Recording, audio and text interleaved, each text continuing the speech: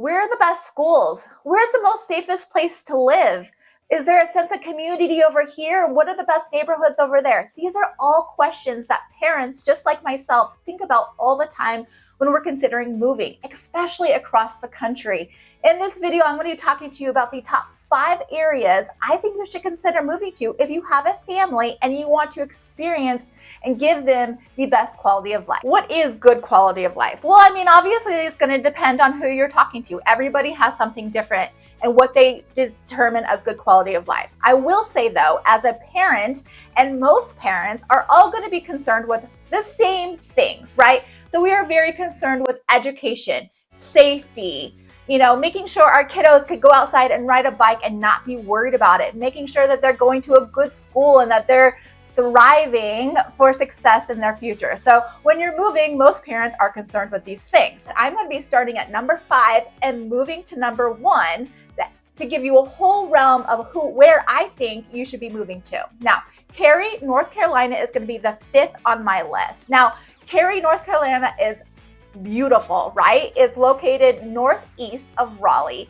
and its population is roughly 130,000 people. It is actually the 7th most populated municipalities in North Carolina. I mean, so it's pretty big. However, they still have that small town charm. I mean, they still have this cuteness about it. Everybody who works there or lives there is very hardworking. They're very highly educated. I mean, education is top notch in this area. They have 3 colleges just within this area, within 20 minutes or so. So you have Duke, you have North Carolina State, and you have University of North Carolina. So they are top-rated colleges. So you know you're going to be getting a good education when you go there, of course. But education as a whole, for even the littles, is going to be top-notch as well. According to niche.com, their public schools and their private schools are both ranked A+. And the safety within this area, obviously, safety has no address, but according to niche.com, it's ranked B rating. So it has highly ranked safety. Most people who live there feel very, very safe walking around, having their kids play at the park. Just being a part of the community and not having to worry about, negative things that might affect their safety. So overall, Cary, North Carolina is one of the best places I would find, for your kiddos. You're going to have a lot of parks, greenways. They're very much well known for sports. They have, 4 sports venues, and they have 80 miles of green belt and parks within this area. So they have so much to do for families. If you like to be part of sporting events, things like that, they have four venues that you could go take a part of, which is amazing as well. What I do find really great about this area is the housing prices are considerably, they are affordable. They're not even considerably affordable. They are affordable. So on average, you're looking at about $630,000, but I will say that is up 6.5% since last year. So it is rising, and it's probably just because people are wanting to move. Families, just like myself, wanted, experience this area, and North Carolina right now is where it's at.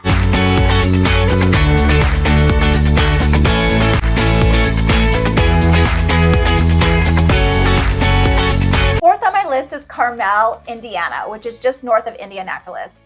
This area has a population of just under 100,000 people, and it is actually known, which I think is so funny, is the roundabout capital of the world. It actually has 181 roundabouts in the city that they've been building since 1988. Apparently, this has drastically reduced their traffic violations, their accidents, all that stuff by 40%. So that is crazy to me. I'm not sure how I feel about roundabouts, but they're king on them. They're really, really known for being a big city, yet small town feel, which I think is amazing because they really are very much a tight-knit community. Their education is very, very highly ranked. According to niche.com, public and private schools are both ranked at an A+ rating, which is phenomenal, obviously. And the safety, according to niche.com, is a B rating. Now, one thing I do find fascinating is the people who have been polled in this, 79% of those people feel extremely safe in this city. Now, obviously, again, safety has no address, so you cannot, guarantee anything. But in this area, people do tend to feel very, very safe. Another thing that I love about this area is that it has 17 parks and greenways. And so you're able to ride around, hang out with your kids, be at the park, and feel very comfortable. And it has all 4 seasons. So these parks are absolutely beautiful during all the seasons. I'm from Colorado, and so I love my 4 seasons. So the fact that this area also thrives on their 4 seasons is amazing as well. The average home price in this area is going to be mid 500s, which is phenomenal for the area. And actually that is up from last year about 4%. So once again, people are moving to this area and driving the prices a little bit up, but it is a great area to move with your family and kids. Third on my list is South Burlington, Vermont. Now, this is a small city in the Burlington metro area. It actually only has a population of roughly 20,000 people, so it is pretty small, comparably speaking to all the other areas that I'm talking about.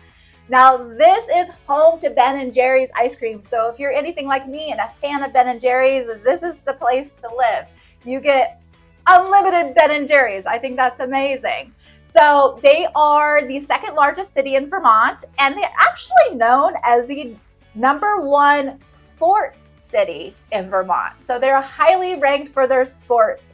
They love their sports in this particular area. Now, they have a very laid back, very chill kind of vibe when you're there. It's kind of a small town feel, kind of, you have the boutiques, you have the coffee shops, people are riding and biking around, walking around.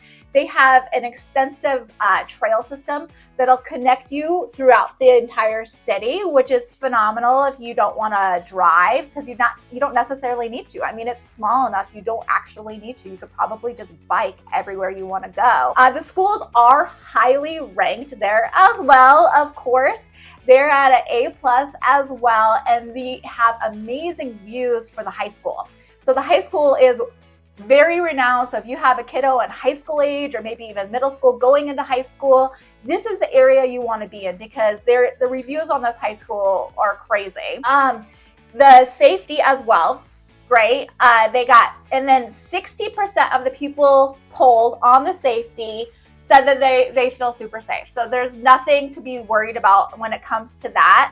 They were received 2 times in a row a spot on the Fortune Wells list of the 50 best places to live for families for the second year in a row. Of course, this is all ranked on good schools, affordability, and quality for the elderly care. So that's also good to know as well. Their home prices are going to be roughly mid 500s, which is very affordable in today's day and age, with an increase of 5% year over year.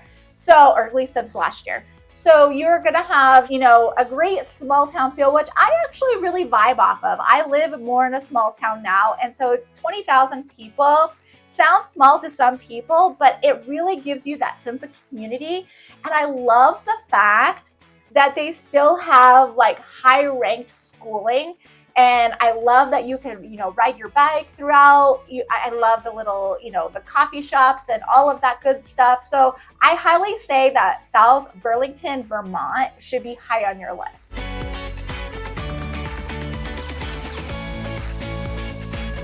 Number 2 on my list is Plano, Texas. So Plano, Texas is just north of Dallas, and it actually is huge. So it has a population of just over 300,000 people. It is ranked the 9th populous city in Texas, but the most popular place to live. It's actually the fastest growing city in Texas, and almost in the nation too. I feel like they have a ranking in there as well. It is highly known for its education as well, just like all of these. I mean, the A+ ratings on both public and private schools, so it's highly ranked you have some major employers in Plano, Texas. So you're going to have Frito-Lay, you have Pizza Hut, and JCPenney. So you're going to have some major players in this particular area, which also drives people to move to this area.